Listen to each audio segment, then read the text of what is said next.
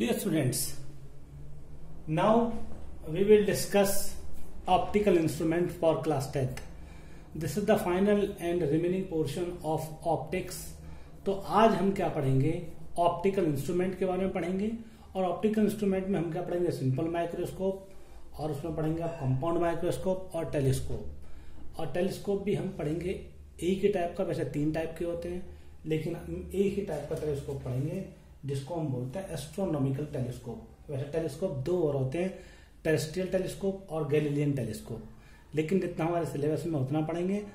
ठीक है, तो सबसे पहले आज मैं आपको बताता हूं ऑप्टिकल इंस्ट्रूमेंट में 2 important definition, that is called visual angle and magnifying power. तो अगर मैं विजुअल एंगल की बात करता हूं तो देखिए मैंने सामने बोर्ड पर पहले ही लिखा हुआ है कि the size of image on retina, the size of image on retina is roughly proportional to the angle subtended by the object on the eye retina.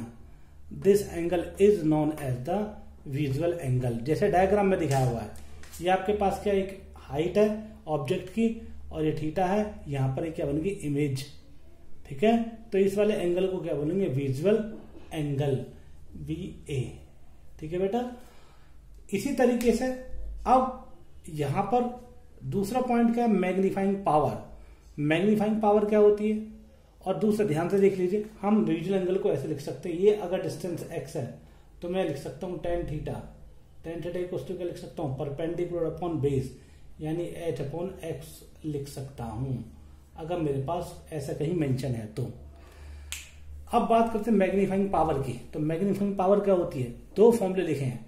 Actually magnifying power जो होती है वो लेंस के लिए अलग होती है, और लेंस के लिए आप मैग्नीफाइंग पावर जानते हैं, वो क्या होती है, V/U।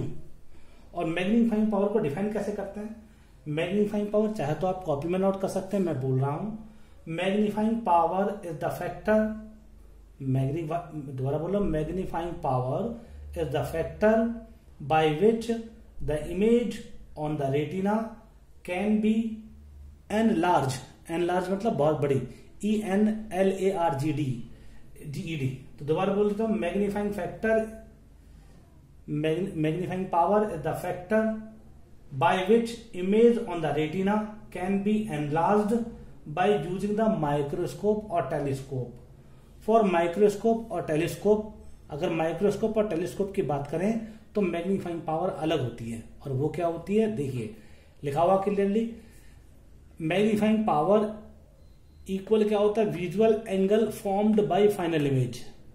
यानी कि जैसे इस ऑब्जेक्ट का फाइनल इमेज ये बना है, तो ये क्या लिखा, visual angle formed by final image upon visual angle formed by the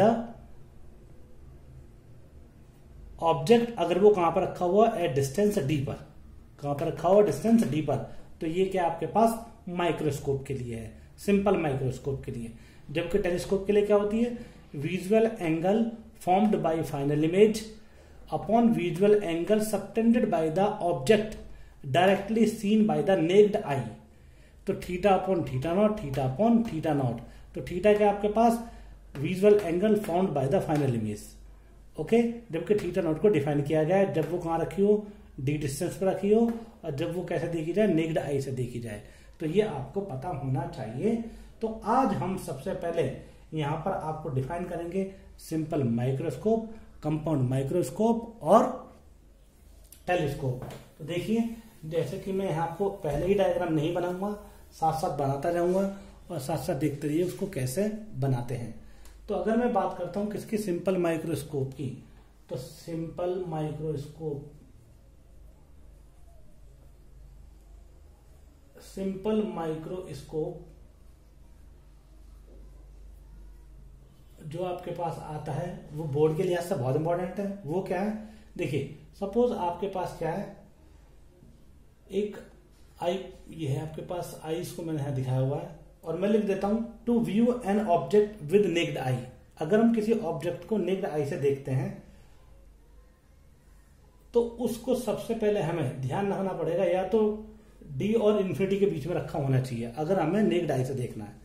अगर किसी ऑब्जेक्ट की इमेज को या ऑब्जेक्ट को क्लियरली देखना है तो सबसे पहले इंपॉर्टेंट टर्म है उसको हमें d और इन्फिनिटी यानी distance d equal to 25 centimetre और इन्फिनिटी के बीच में कहीं रखना चाहिए। तो डायग्राम बना रहा हूं, ये आपके पास ऑब्जेक्ट की हाइट है और ये आपके पास आई है। तो ये देखिए ये एंगल क्रिएट हो गया थीटा। ये यहां से यहां तक की जो डिस्टेंस है ये क्या मान सकते हैं आप, d मान सकते हैं, और ये क्या आपके पास यहां से यहां तक की हाइट h मान सकते हैं। ठीक है, तो बेटा यहां से tan थीटा निकाल सकते हो।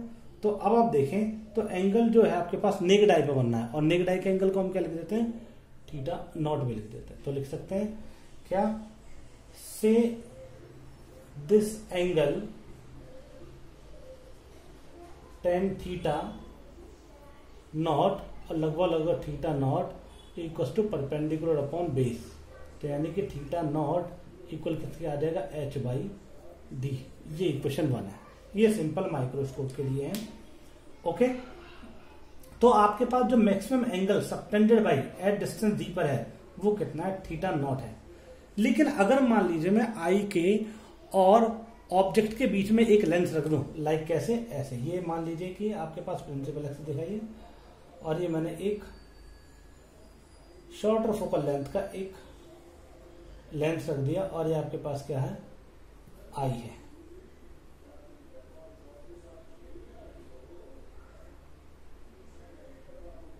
अब इस आई के और इसके बीच में मैंने ऑब्जेक्ट के बीच में क्या किया, एक लेंस को रख दिया। ठीक है, अब आप देखिए एक रे ऐसे जाएगी, ठीक है, और वो रे कैसे जाएगी आपके पास, लेंस से टकराकर इस तरीके से ले जाएगी, ये आपके पास ये है, और एक क्या जाएगी, ऐसे जाएगी, तो ये आ जाएगी। ठीक है ना बेटा, और या इसको थोड़ा सा मैं यहां बना देता हूं।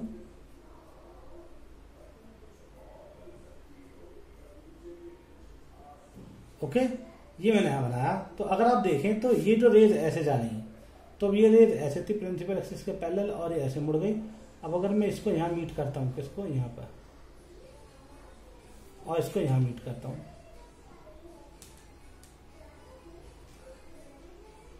तो आपको लगेगा जैसे ये दोनों, हम तो इमेज कैसे जानते हैं, जो रिफ्लेक्टेड रे उनको बनाते हैं।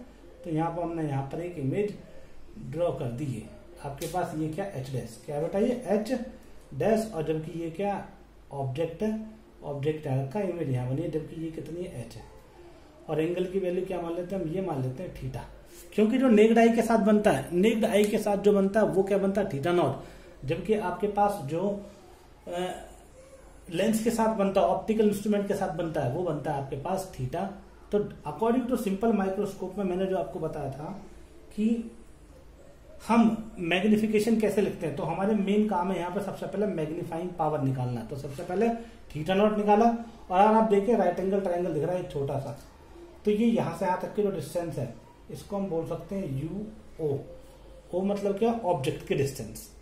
ठीक है बेटा, तो मैं यहां से क्या कैलकुलेट कर सकता हूं, यहां से कैलकुलेट कर सकता हूं tan थीटा लगभग थीटा और इक्वल में कितना था, क्योंकि एंगल बहुत छोटा, परपेंडिकुलर अपॉन बेस, तो कितना जाएगा आपके पास, h upon U not, h upon U not. तो थीटा की वैल्यू कितनी है, h अपॉन यू नॉट। बेटा ध्यान से देख लेना, जो आपके पास एक विजुअल एंगल बना है वो किससे बना है, नेक्ड आई से, और एक बार किससे बना है, जब नेक्ड आई के बीच में एक लेंस को हमने पुट कर दिया है।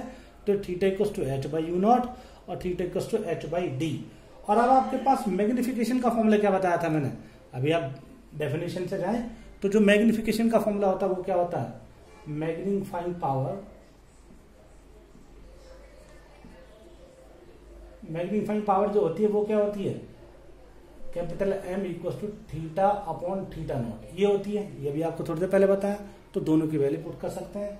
तो M की वैल्यू कितनी आती है, थीटा, थीटा कितना आता है, h अपॉन यू नॉट, और इनटू में कितना आता है थीटा नॉट के लिए, d अपॉन h, h से h कट गया, तो M की वैल्यू कितनी आती है, d अपॉन यू नॉट आपके पास ये आ जाती है। ठीक है बेटा, ये आपके पास d अपॉन यू की वैल्यू आपके पास कैलकुलेट हो गई है। तो ये थी हमारे पास सिंपल माइक्रोस्कोप के लिए। और सिंपल माइक्रोस्कोप क्या होता है आप जानते हैं कि आप अच्छे से ध्यान रखिए कि हम एक बार ऑब्जेक्ट को कहां रख रहे हैं, नेक्ड आई के साथ देख रहे हैं, और एक बार ऑब्जेक्ट और नेक्ड आई के बीच में लेंस को पुट कर देते हैं। तो उस ऑब्जेक्ट की जो इमेज है वो ज्यादा हाइट की बन जाती है, जिसे हमें सिंपल माइक्रोस्कोप में कोई छोटी बॉडी बड़ी बॉडी के रूप में दिखाई देती है। और हर जगह इंपॉर्टेंट क्या, दो चीज, visual angle with naked eye और visual angle by optical instrument. कब, जब वो डी डिस्टेंस पर रखा हुआ हो, और कब, जब वो डायरेक्टली नेक्ड आई से देखा गया हो। तो चलते हैं। तो m equal to D by u naught हमने कैलकुलेट कर लिया। मैं इसको यहां अब डायग्राम को मिटा रहा हूं। तो अब यहां देखिए, जब भी हम आपके पास बात करेंगे मैग्निफिकेशन निकालने के बाद, तो मैग्निफिकेशन कैलकुलेट करने के बाद हमारे पास दो कंडीशन होनी चाहिए। पहली कंडीशन क्या, दूसरी कंडीशन क्या। पहली कंडीशन तो है when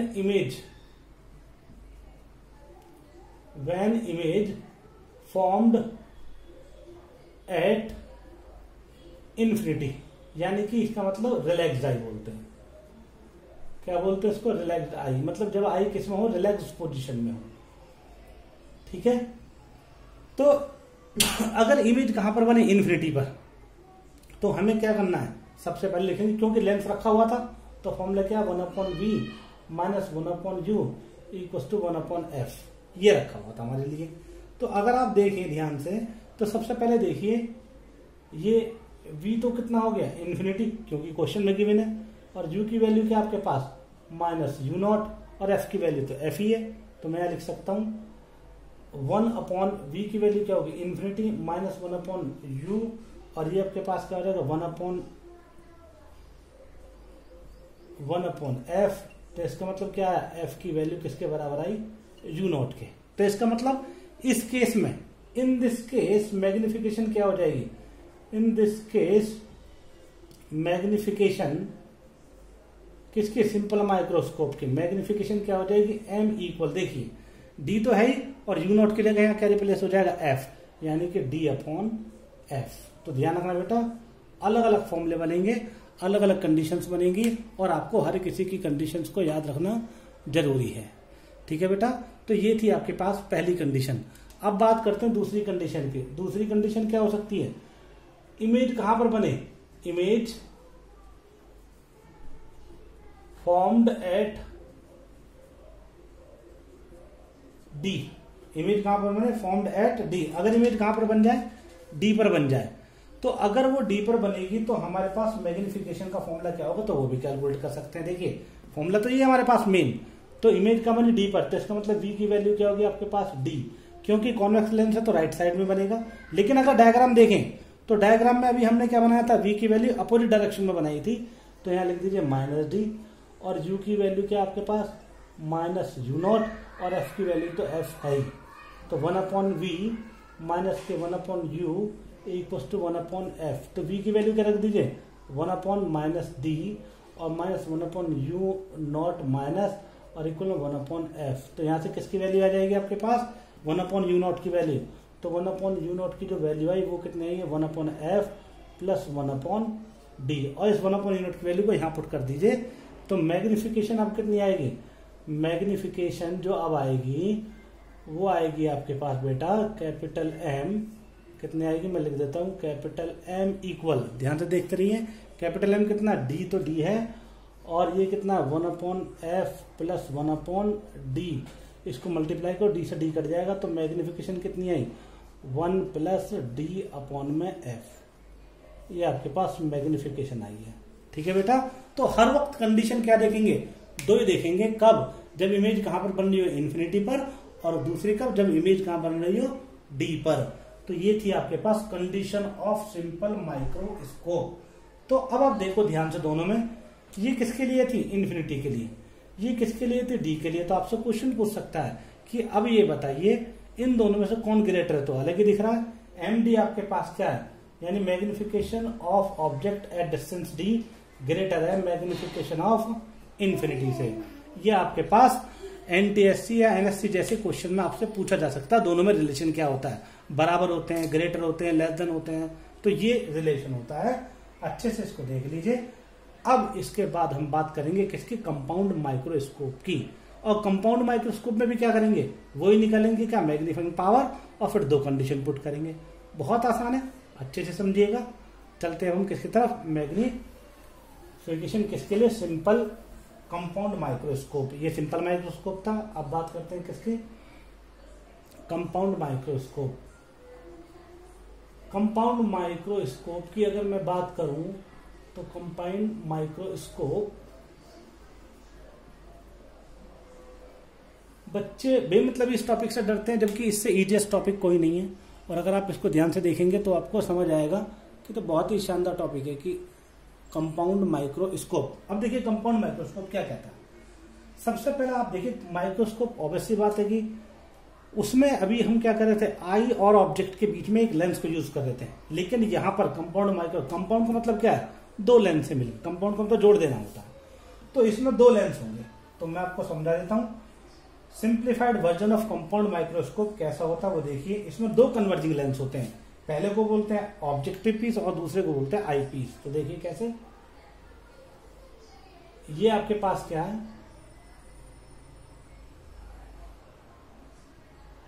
ऑब्जेक्टिव पीस,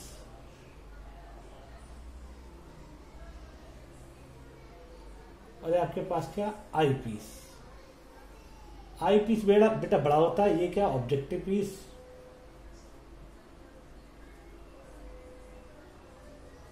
और ये आपके पास क्या, आई पीस। डियर स्टूडेंट्स देखिए डायग्राम मैं बोर्ड पर पहले भी बना कर रख सकता हूं वीडियो में, लेकिन आपके सामने इसलिए डायग्राम बनाता हूं कि अगर मैं बना रहा हूं तो आपको भी अपने आप खुद 2 या 4 बार, जितनी बार भी इसको पढ़े, अपने आप ही बनाना चाहिए। तो अगर आप इसको खुद बनाएंगे तो आपको प्रैक्टिस बहुत अच्छे से होगी और चीजें अच्छे से समझ आए। अपने हाथ से की हुई चीजों के बारे में याद रखना बड़ा ही आसान होता है। तो इसलिए जब भी आप इसको देखें तो खुद 2 या 4 बार कम से कम इसका डायग्राम खुद ड्रॉ करें। जैसे मैं यहाँ पहले ड्रॉ नहीं कर रहा हूं, आपको सामने ही डायग्राम बनाकर दिखा रहा हूं। तो मान लीजिए ये आपके पास क्या ऑब्जेक्ट, ये आपके पास क्या एक हाइट है, ऑब्जेक्ट है, और इस हाइट ऑब्जेक्ट की वैल्यू कितनी है, एच है। ठीक है, अब ये तो समझिए ये आई पीस ऑब्जेक्टिव पीस है, यहां से देता हूं, ये क्या ऑब्जेक्टिव पीस, ये आई पीस। ठीक है, इसको ओ बोल देते हैं और इसको ई बोल देते हैं। ओके, अब सबसे पहले ये देखिए कि यहां पर एक रे डायग्राम में अगर मैं रे बनाता हूं तो एक रे तो कैसे जाएगी आपके पास, ऐसे जाएगी प्रिंसिपल एक्सिस के पैरेलल। ठीक है, वो कैसे जाएगी आपके पास, वो इस तरीके से जाएगी और ऐसे मुड़ जाएगी, यानी कि ये गई। ठीक है बेटा, इसी तरीके से अब जो दूसरी रे है वो इसके सेंटर ऑफ कर्वेचर से होकर जाएगी ऐसे, सॉरी।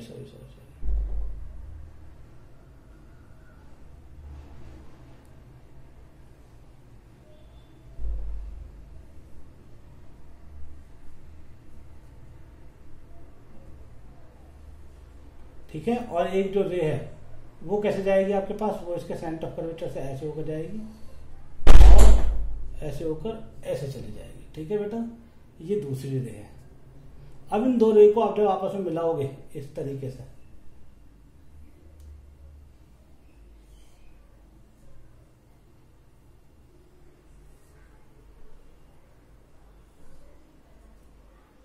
इस तरीके से मिलाओगे तो यहां पे ऐसा लगेगा जैसे दोनों कहीं रेज आपस में मीट हो गई है। ठीक है बेटा, इस तरीके से वो दोनों रेज आपस में मीट हो जाती हैं। कौन से रे, जो फाइनल रिफ्लेक्टेड रे, और फाइनल रिफ्लेक्टेड ये रे हैं ये आपके पास। और यहां पर आप इसको ड्रॉ करेंगे तो ये आपके पास क्या बन गई, एक इमेज बन गई। ये क्या, ओ डैश, ये आपके पास। और जहां पे दोनों कट हुए हैं यहां पर क्या बन गई, एक ये दोनों जो कट हुए हैं, ये यहां पर सबसे पहले ये आपके पास अगर ए बी है, चलो मान लीजिए ये ए है और ये बी है, तो यहां पर सबसे पहले क्या बनता है, उल्टी इमेज बन जाती है। ठीक है, तो ये अगर एच है तो ये कितनी बनेगी, एच डैश, जहां पे दोनों कट गए। ओके, और ये क्या आपके पास आईज है जो यहां पर रखी होगी, जो रेज आपके पास आएंगे। ठीक है बेटा, तो ध्यान से देखिए। सबसे पहले आप जानते हैं कि जब रेज पहली बार रिफ्लेक्शन के बाद जाते हैं तो इसको बोलते हैं फर्स्ट फोकस पॉइंट। क्या बोलते हैं इसको, फर्स्ट फोकस पॉइंट। तो इसको बोलेंगे क्या, एफ ओ। क्या बोलते हैं बेटा इसको, क्योंकि आप पता है ओ, ये कौन सा पीस है, ऑब्जेक्टिव पीस है, तो यहां से यहां तक की जो डिस्टेंस है इसको हम बोलेंगे क्या, एफ ओ। क्या बोलेंगे, एफ ओ। बल्कि जब आपके पास, आपको पता है कि ये इमेज यहां बनी है तो यहां से यहां तक की जो इमेज है उसको क्या बोलेंगे, वी ओ, क्योंकि ऑब्जेक्टिव पीस ने बनाई है, और यहां से यहां तक की जो डिस्टेंस है ये कितनी है, यू ओ, ठीक है, ये आपके पास है, ओके। और ये क्या आपके पास एफ ओ, इस तरीके से हम। अब आप एक चीज और ध्यान रखना बेटा कि जैसे ये एक ऑब्जेक्ट था A B high, A B object था एच हाइट का, इसकी जो ऑब्जेक्टिव पीस ने इमेज बनाई है वो बनाई है यहां पर, तो मैं इसको लिख सकता हूं क्या, इसको लिख सकता हूं ए डैश बी डैश, ठीक है, उल्टी इमेज बनाई है। तो अब देखिए ये ए बी है तो ये ए डैश बी डैश है, तो इसका मीनिंग ये हुआ कि जो आपके पास ए बी ऑब्जेक्ट का इमेज बना है ए डैश बी डैश, तो सबसे पहले मैं लिख देता हूं A dash B dash image formation of A B by objective piece, and now this image A dash B dash works as an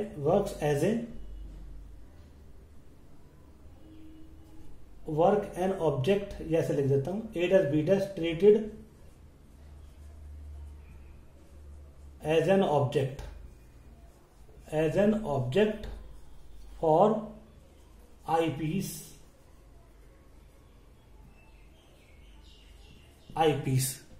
and image formed by eyepiece is B double dash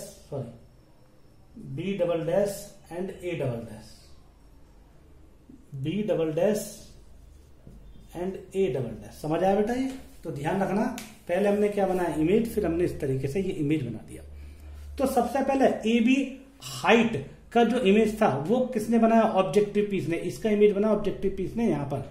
तो अब आप देखिए image किसने बनाई, इसलिए यहां से इसका नाम क्या कर दिया, वी नॉट हमने पुट कर दिया है।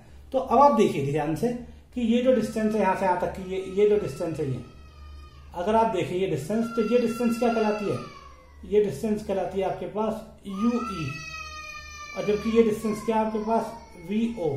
तो इसका मतलब क्या हुआ कि यहां पर वीओ और यूई दोनों लेंस के बीच का डिस्टेंस है, और दोनों लेंस के बीच के डिस्टेंस को बोलते हैं लेंथ ऑफ टेलीस्कोप। क्या बोलते हैं बेटा, length of telescope, length of telescope, okay. और लेंथ ऑफ टेलीस्कोप क्या होती है, एल इक्वल टू वीओ और प्लस यूई। मैं दोबारा बता देता हूं, देखिए ये जो ऑब्जेक्ट, ये जो इमेज बनी है इसके लिए ऑब्जेक्ट का काम करेगी, तो इसकी डिस्टेंस कितनी होगी, यूई। यूई क्यों बोला गया, क्योंकि यूई का मतलब आपके पास आई पीस से ऑब्जेक्ट के डिस्टेंस, और ये आपके पास क्या है, ये वीओ है जो इसने इमेज बनाई है इसी ए डैश और बी डैश की।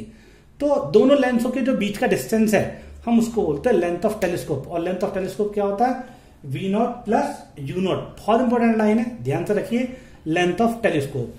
तो अब हम चलते हैं अपने मेन वर्क की तरफ, वो हम कैसे कैलकुलेट करेंगे। सबसे पहले आप ये देखिए मैग्निफिकेशन का फॉर्मूला क्या होता है। मैग्निफिकेशन का फॉर्मूला होता है, मैंने आपको बताया था, थीटा अपॉन थीटा नॉट, और थीटा क्या होता है, visual angle bye the final image. तो अब सबसे पहले आप ये देखिए कि जो फाइनल इमेज है उसका एंगल कितना क्रिएशन हुआ और कितना नहीं। अगर मान लीजिए मैं बोलता हूं कि मेरे पास फाइनल इमेज है, ये वाली मेरे पास फाइनल इमेज बनी इस तरीके से, ठीक है, जो मैंने कैलकुलेट करके यहां निकाली। तो अब आप देखिए यहां से डिस्टेंस को मैं ऐसे मिला देता हूं यहां पर, ठीक है, ऐसे। तो देखिए जरा ध्यान से, ये जो मैंने बनाई है, अब एक आपके पास ट्रायंगल दिख रहा होगा छोटा सा, ये रहा, देखिए ये वाला, ये क्या है, आपके पास छोटा सा ट्रायंगल दिख रहा होगा, कौन सा, ए डैश बी डैश और ये वाला, ये, और ये क्या मान लेते हैं, ये मान लेते हैं थीटा। क्या मान लेते हैं, थीटा।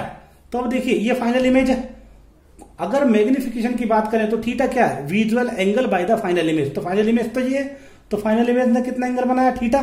तो यहां पे जो टेन थीटा की वैल्यू आती है, tan theta almost theta equal कितना था, परपेंडिकुलर अपॉन बेस, यानी कि ये आपके पास कितना एच डैश, कितना ये एच डैश, और अपॉन में ये डिस्टेंस कितनी है आपके पास, ये डिस्टेंस है यूई, तो ये आ जाएगा आपके पास यूई। प्लीज ध्यान से देख लीजिए, एक बार और समझा देता हूं। ये जो फाइनल, क्योंकि थीटा क्या होता है, visual angle of final image, तो ये आपके पास क्या है, रेस थी, तो ये जो थीटा ना, ये जो थीटा है ये फाइनल इमेज है, तो ये आया थीटा, तो ये कितना था एच डैश, और ये क्या था आपके पास यूई, क्योंकि ये एक राइट एंगल ट्राइंगल है, और राइट एंगल ट्राइंगल के सामने जो एंगल के सामने जो साइड होती है परपेंडिकुलर बोलते हैं, तो थीटा आ गया एच डैश अपॉन यूई, तो मेरे पास थीटा की वैल्यू कैलकुलेट हो गई। अब दूसरा, आप जानते हो उसको तो सोचने की जरूरत नहीं, थीटा नॉट जो होता है वो हमेशा क्या होता है एच अपॉन डी, क्योंकि ये एच है और ये आपके पास क्या थीटा नॉट, और ये यहां से यहां तक की जो डिस्टेंस है वो कितनी है डी, वो वैल्यू हमें तो डी पे मान के चलनी है क्योंकि हम नेक डाई की बात कर रहे हैं, तो ये कितना आ जाएगा डी, ठीक है। क्योंकि हमें कंपाउंड माइक्रोस्कोप कर रहे हैं तो आप अच्छी तरीके से इसको ध्यान से रखिए, क्योंकि कंपाउंड माइक्रोस्कोप में मैंने बताया था visual angle made by the final image and visual angle made by the object which is placed at A distance D, तो इसलिए मैंने यहां पर डी के लिए इसको फॉर्म किया है। तो मेरे पास थीटा भी आ गया और मेरे पास थीटा नॉट भी आ गया। तो अब मुझे डायग्राम इसको मिटाना पड़ेगा क्योंकि मुझे यही चाहिए थे। तो मैग्निफिकेशन क्या लिख सकता हूं, मैग्निफिकेशन लिख सकता हूं एम इक्वल कितना बेटा थीटा, यानी कि एच डैश अपॉन में यूई, और इनटू में क्या लिख सकता हूं डी अपॉन में यू, डी अपॉन में कितना आ जाएगा बेटा एच अपॉन, यानी डी अपॉन में एच, ये मेरे पास आ गया, ये मैग्निफिकेशन मेरे पास कैलकुलेटर होकर आई है, ठीक है। अगर आप देखें तो मैं लिख सकता हूं M equal to D upon में यूई, और क्या लिख सकता हूं इंटू एच डैश अपॉन में एच भी लिख सकता हूं, एच डैश अपॉन एच। तो बेटा आपको यह भी पता होना चाहिए कि मैंने लास्ट चैप्टर में आपको यह बताया था लीनियर में, ये एच डैश अपॉन एच क्या होता है, लीनियर मैग्निफिकेशन भी होती है। एच डैश अपॉन एच क्या होता है, लीनियर मैग्निफिकेशन। तो आप लिख सकते हैं because H dash upon H equal to V by U, और वी भी किसका ऑब्जेक्टिव पीस का, क्योंकि एच डैश किसने बनाया ऑब्जेक्टिव पीस ने, तो इसलिए वी बाई यू होगा। तो यहां पे वैल्यू पुट कर देता हूं, now M equal D upon में यू ई और वी नॉट अपॉन में यू नॉट, ये मेरे पास फॉर्मूला बन गया है। अब फिर वही दो कंडीशन पे जाऊंगा। पहली कंडीशन क्या होगी, पहली कंडीशन रिलैक्स्ड आई। रिलैक्स्ड आई का मीनिंग क्या होता है, रिलैक्स्ड आई का मीनिंग होता है बेटा when image formed at infinity. Image कहां बने आपके पास इन्फिनिटी पर। तो जब अगर इमेज इन्फिनिटी पर बनेगी तो मैं उसको कैसे लिखूंगा, तो वो देखिए। तो फॉर्मूला क्या होता है 1/f इक्वल टू 1/v और -1/u, क्योंकि फाइनल इमेज कौन बना रहा, फाइनल इमेज बना रहा है आई पीस, तो इसलिए इसको लिखिए fe और इसको लिखिए ve और ue, ठीक है। तो अब देखिए 1/fe और इक्वल में 1/ve। v क्या है, v कहां पर बनना इन्फिनिटी पर, क्योंकि v की वैल्यू ऑलरेडी गिवन है इन्फिनिटी, और माइनस 1/ue क्या -ue, तो यानी कि fe की वैल्यू गड़ा रखिए आपके पास ue, तो fe की वैल्यू ue, तो ue की वैल्यू किसके बराबर आई fe के, तो मैं यहां पर पुट कर सकता हूं। तो मैग्निफिकेशन क्या आएगी, तो मैग्निफिकेशन जो आएगी m इक्वल, ये क्या आएगी v नॉट अपॉन में u नॉट और ब्रैकेट में d अपॉन में fe, ये आपके पास मैग्निफिकेशन आई है, ठीक है बेटा। ओके, और इस कंडीशन में लेंथ ऑफ टेलीस्कोप क्या होगी, आप लिखेंगे बिकॉज लेंथ ऑफ टेलीस्कोप का फॉर्मूला क्या होता है v नॉट प्लस ue। तो अगर मैं इस कंडीशन की बात करता हूं तो मेरे पास जो लेंथ ऑफ टेलीस्कोप बनेगा ue की जगह क्या रिप्लेस हो जाएगा fe, तो l की वैल्यू कितनी आई vo प्लस क्या बेटा fe, ये आपके पास आ गया लेंथ ऑफ टेलीस्कोप। क्योंकि जैसे हम कंडीशन चेंज करेंगे तो लेंथ ऑफ टेलीस्कोप भी चेंज हो जाएगी, क्योंकि यहाँ पे ue था लेकिन कंडीशन के अकॉर्डिंग यहाँ पे ue क्या बन गया fe, तो इसलिए हमने इसको ऐसे पुट कर दिया। तो ये क्या था मेरे पास, इसको हम L इन्फिनिटी भी लिख सकते हैं, कोई दिक्कत नहीं है, और इसको क्या लिख सकते हैं M इन्फिनिटी लिख सकते हैं। ओके, तो ये आपके पास आ गया। अब कौन सी कंडीशन, अब लिखते हैं दूसरी कंडीशन। कौन सी दूसरी कंडीशन क्या आपके पास, when image formed at D, तो मैं लिख लेता हूं, देखिए when image at form D, condition 2, when image formed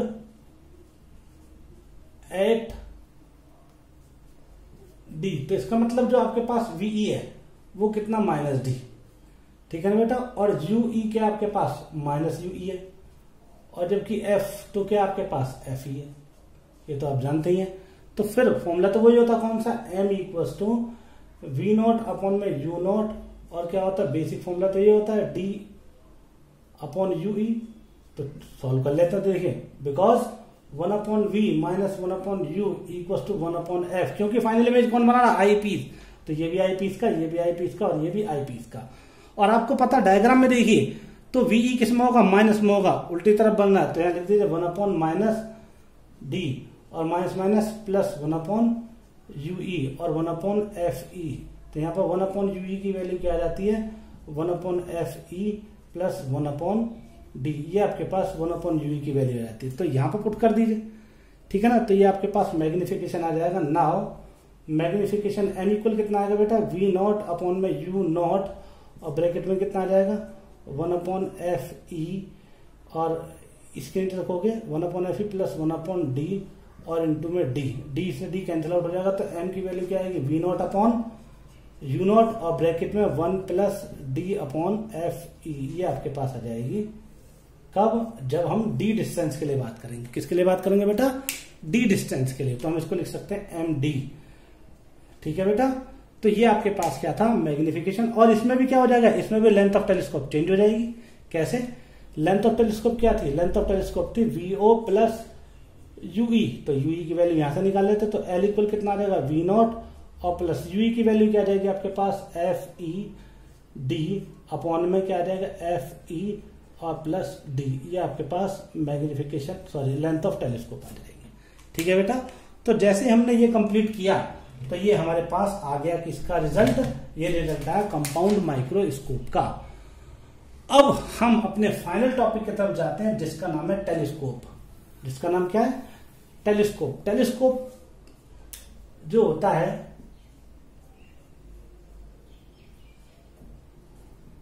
telescope वैसे 3 टाइप के होते हैं।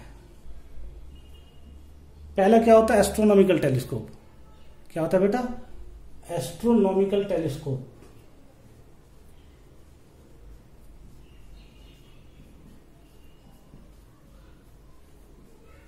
दूसरा क्या होता है आपके पास, टेरेस्ट्रियल टेलीस्कोप।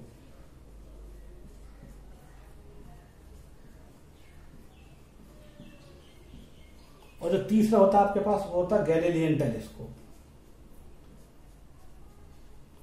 अब बेटा वैसे आपके सिलेबस में तो केवल क्या है, एस्ट्रोनॉमिकल है, तो हम उसी को पढ़ेंगे, बाकी की बात नहीं करेंगे। टेलीस्कोप होता क्या है, टेलीस्कोप को तो दुनिया जानती है।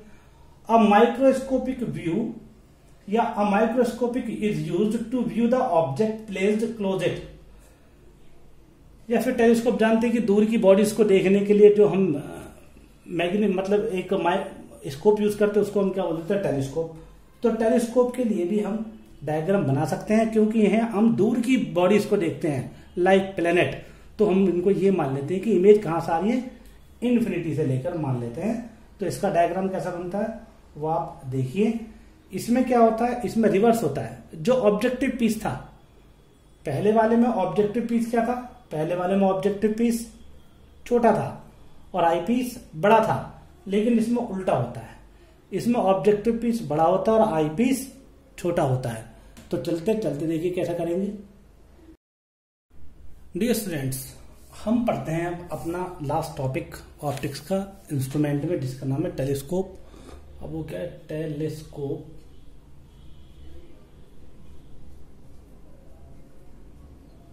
टेलीस्कोप हमारे पास 3 टाइप के होते हैं बेटा। पहला होता है एस्ट्रोनॉमिकल टेलीस्कोप।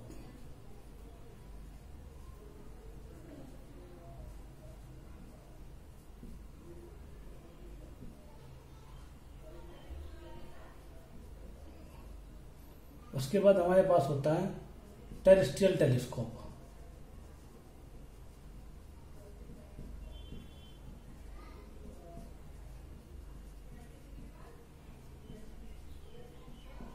और सबसे बाद में हमारे पास होता है गैलीलियन टेलीस्कोप।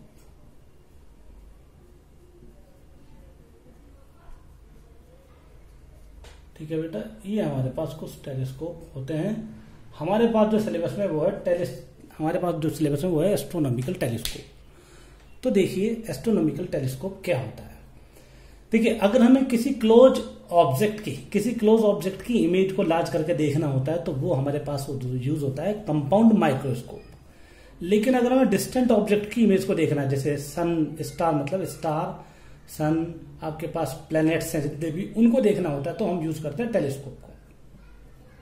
तो अब कंपाउंड माइक्रोस्कोप में और टेलीस्कोप में दोनों में रिवर्स है दोनों का। मतलब कैसे, अगर ऑब्जेक्टिव पीस कंपाउंड माइक्रोस्कोप में छोटा होता है और आई पीस बड़ा होता है तो टेलीस्कोप में उल्टा होता है। टेलीस्कोप में ऑब्जेक्टिव पीस बड़ा होता है और आई पीस छोटा होता है।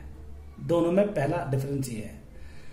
दूसरा डिफरेंस क्या है, कंपाउंड माइक्रोस्कोप छोटी ऑब्जेक्ट को बड़ी इमेज में दिखाता है, ठीक है ना, जबकि ये टेलीस्कोप क्या करता है, बहुत जो दूर की जो बॉडीज हैं उनको हम आसानी से देख सकते हैं।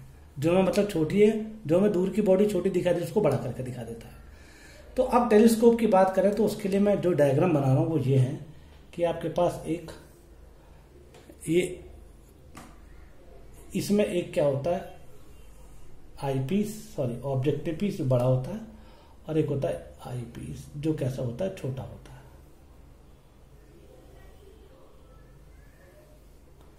ठीक है बेटा, ये आपके पास आई पीस और ऑब्जेक्टिव, पहला जो होता है वो ऑब्जेक्टिव पीस होता है। अब अगर मान लीजिए मैं बात करता हूं कि इमेज की तो रेज ऐसे आती हैं और ऐसे जाती हैं और ऐसे चली जाती हैं। उसके बाद जो इमेज आएगी, जो रेज आएगी वो ऐसा आएगी, ऐसे चली जाएगी, यानी कि ऐसा आएगी। ठीक है बेटा, अब एक रेज ऐसे गई। अब ये जो रेज आपस में इस तरीके से जा रही हैं, अब इनको डॉट डॉट डॉट डॉट आप पीछे मिला दीजिए ऐसे।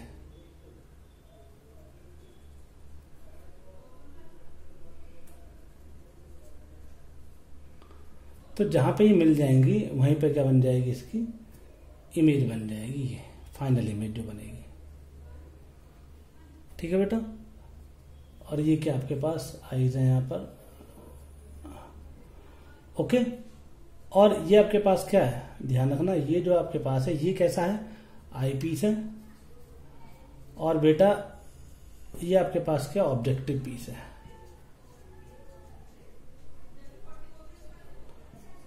ऑब्जेक्टिव पीस है, ठीक है। अब अगर मैं बात करता हूं, ये जो रेज आ रही है इनफाइनाइट से, तो जहां पर ये आपस में रेज रिफ्लेक्शन के बाद कट हुई है, ये यहां पर अगर मान लीजिए यहां से कोई दूरी पर जो ऑब्जेक्ट था उसकी जो हाइट थी, कंसिडर कर लेते हैं ये ए और बी थी, तो यहां पे क्या बनेगी, ये बनेगी आपके पास ए डैश और बी डैश। अब आपको पता होना चाहिए बेटा कि यहां से जो इमेज बनी है वो बनेगी इस डिस्टेंस पर, तो ये हो गया आपके पास वी ओ, तो यानी कि ये वाली वैल्यू। और ये जो इमेज है ये इसके लिए ऑब्जेक्ट का काम करेगी, तो यहां से यहां तक की जो इसकी डिस्टेंस होगी वो होगी यू ई। क्या होगी, यू ई। यू ई बोले तो आई पीस से डिस्टेंस ऑब्जेक्ट की, ठीक है। तो ध्यान रखना, ए बी की इमेज कहाँ बनेगी, ए डैश बी डैश पर, और ये इसके लिए ऑब्जेक्ट का काम करेगी, और कहाँ बन जाएगी, बी डबल डैश और ए डबल डैश यहां पर बन जाएगी इमेज। अब ये एंगल मान लेते हैं हम अल्फा, और ये एंगल भी क्या अल्फा ही होगा, ठीक है। और जबकि ये एंगल क्या मान लेते हैं, बीटा। क्या मान लेते हैं, बीटा। थोड़ा इसको हम अलग दिखा लेते हैं, ये आपका सी पॉइंट है और ये मान लीजिए क्या है, सी डैश पॉइंट है। इस लेंस का सेंटर सी है, इस लेंस का सेंटर सी डैश है। तो अगर मैं इसको अलग करके बनाऊं तो मुझे कुछ ये ऐसा मिलेगा, ये क्या आपके पास सी और ये आपके पास क्या सी डैश, और जो दोनों के बीच का डिस्टेंस है, यानी कि यहां से जहां इमेज बनी है ये डिस्टेंस जो है यहां से यहां तक, ये डिस्टेंस आपके पास वी ओ, और ये डिस्टेंस क्या आपके पास यू ई।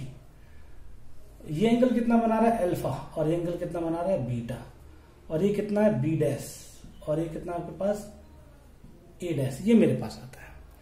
तो बेटा मैं टेन अल्फा, मैग्निफिकेशन क्या होता है, मैग्निफिकेशन जो होता है, मैग्निफिकेशन जो भी हमने आपको बताया था, या मेन काम तो मैग्निफिकेशन निकालना। तो मैग्निफिकेशन होता है angle made by the final image. तो फाइनल इमेज का जो एंगल बन रहा है वो मैंने क्या माना है, बीटा, और अपॉन जो आपके पास ये बना हुआ, ये क्या बना हुआ, अल्फा। ठीक है ना, यानी कि उसी तरीके से जैसे थीटा अपॉन थीटा नॉट था, तो थीटा अपॉन थीटा नॉट था, उसी तरीके से ये भी। ओके, यहाँ बीटा और अल्फा ले लो, वो मर्जी में भूल गया, तो थीटा और थीटा नॉट भी आप ले सकते हैं। तो ये अल्फा बीटा आया। तो अगर आप देखें तो मैं टेन बीटा की वैल्यू निकाल सकता हूँ। टेन बीटा कितना आ जाएगा, टेन बीटा आएगा परपेंडिकुलर अपॉन बेस, यानी कि टेन बीटा ये परपेंडिकुलर कितना, बी डैश ए डैश, और अपॉन में कितना आ जाएगा, यू ई, यानी कि अब इसको बीटा भी लिख सकते हैं खाली, क्योंकि अगर एंगल बहुत छोटा है। अब लिख सकते हैं टेन अल्फा। टेन अल्फा क्या लिख सकते हो, टेन अल्फा लिख सकते हो आप अल्फा, और इक्वल में क्या लिख सकते हो, बी डैश ए डैश, और अपॉन में क्या लिख सकते हो, वी नॉट। ये आपके पास आया। अब मैग्निफिकेशन का जो फॉर्मूला होता है वो तो आप जानते हैं, ये वाला होता है, दोनों की वैल्यू पुट करें तो एम इक्वल कितना आ जाएगा, यहाँ वैल्यू पुट कर दो तो बी डैश ए डैश अपॉन में यू ई, और इंटू में क्या आ जाएगा, वी ओ अपॉन में बी डैश ए डैश। दोनों क्या होगा, कैंसिल आउट, तो यानी कि यहाँ पे जो वैल्यू आएगी V naught upon U E आएगी। ये आपके पास क्या, मैग्निफिकेशन। ठीक है बेटा, ये जो मेरे पास है ये मैग्निफिकेशन कैलकुलेट होकर आई है। अब मैं क्या कर सकता हूं, अपनी ये जो मैंने फॉर्मूला लिखा है इसके अकॉर्डिंग अब मैं क्या कर सकता हूँ, कंडीशंस पर काम कर सकता हूँ। कंडीशन दो ही होती है, रिलैक्स्ड आई और इमेज कहां पर बने, कैपिटल डी पर। तो चलते हैं, देखिए कैसे। अब मैग्निफिकेशन तो मुझे पता लग गया, तो ध्यान से देखिए, मैग्निफिकेशन ऑफ टेलीस्कोप क्या बताई थी बेटा, मैग्निफिकेशन ऑफ टेलीस्कोप वो थी capital M equal V naught upon में यू ई। अच्छा बेटा, एक चीज और ध्यान रखना, अगर आप डायग्राम में देखें वीडियो में थोड़ा सा बैक जाकर, तो जो वी नॉट है वो इमेज किसने बनाई थी, ऑब्जेक्टिव पीस ने, और जबकि डिस्टेंस ऑब्जेक्ट का रखा था इन्फिनिटी पे। तो मैं इसको ऐसे भी लिख सकता हूं, फॉर ऑब्जेक्टिव पीस